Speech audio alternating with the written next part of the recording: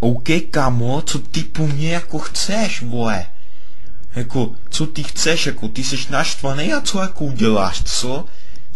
Vystřelíš proti České republice raketu, tu bys nějakou musel mít, kámo. Proč, co vy si to dovolovat? Já mít spoustu raketa. Nemáš vůbec nic, kámo? Jako, jak vystříš nějakou raketu, ne? To se rozpadne normálně ve vzduchu ještě, ne?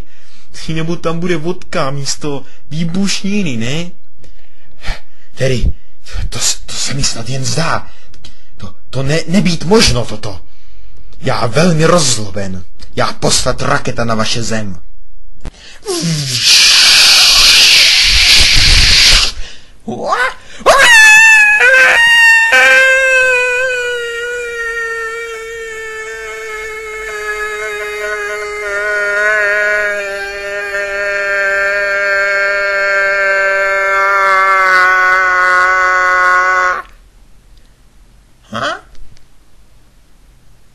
Aha. Rusko zaútočilo na Českou republiku. Na území České republiky dopadla raketa z Ruska.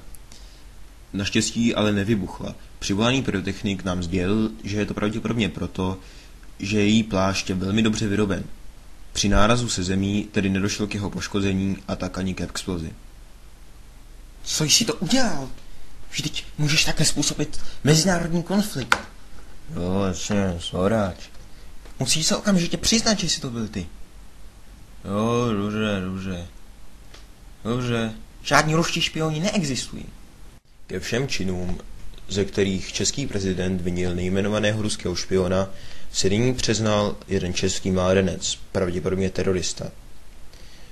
Český prezident se již tomu ruskému oficiálním prohlášení omluvil.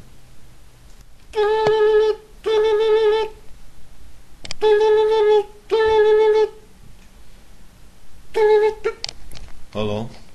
No, dobrý den, tady televize Rusalka, my bychom potřebovali váš příběh, včetně toho, jak jste se přiznal, zpracovat jako dokument a vysílat v naší televizi. Cože? No, souhlasil byste? Tak děkuji, zítra v Moskvě. Halo? Jo, no shledanou. Tak jo. No, s mým kámošem to teda nedopadlo zrovna nejlíp, ani se mi nechce říkat normálně, jak se s ním stalo. Protože se mi to nechce normálně říkat. Tak to zarepuju.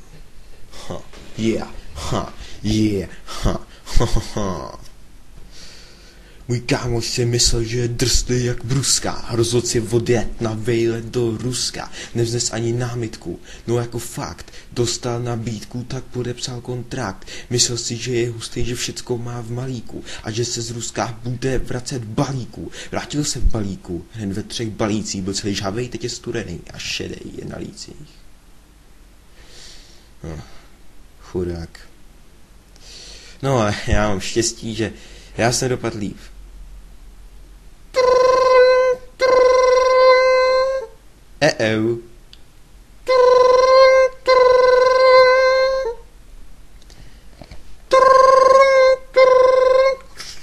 Halo?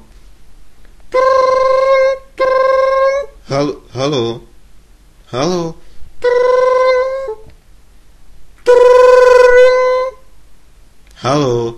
Halo? Tak jste tam? Halo? To není pravda. Jo tak, jasně. Co jste řekli?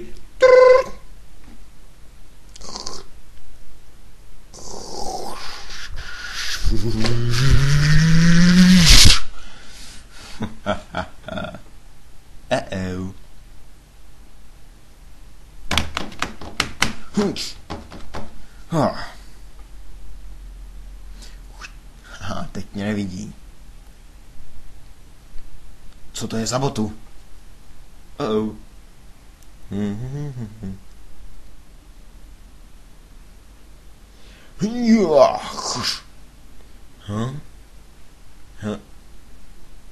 Pěkná levička.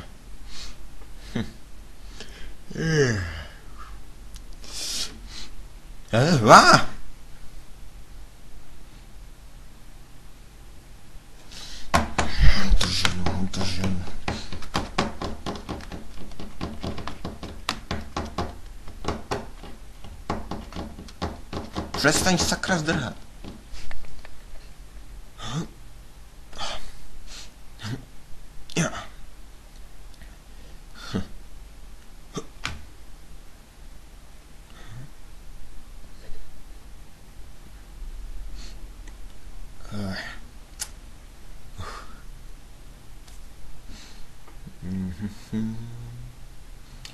Tady mě snad neuvidí.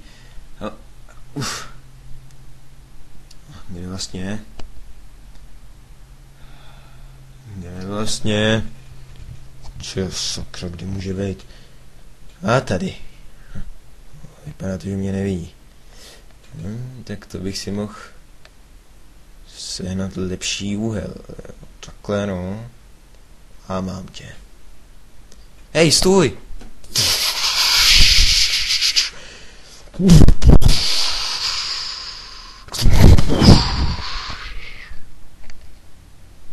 The end.